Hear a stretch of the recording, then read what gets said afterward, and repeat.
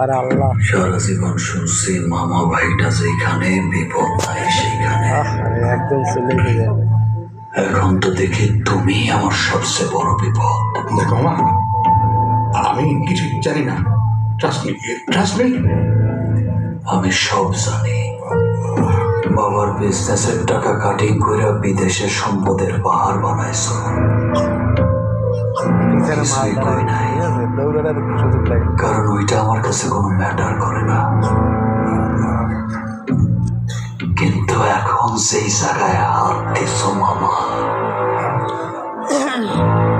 এটা আমার কাছে অনেক বড় ম্যাটার করে।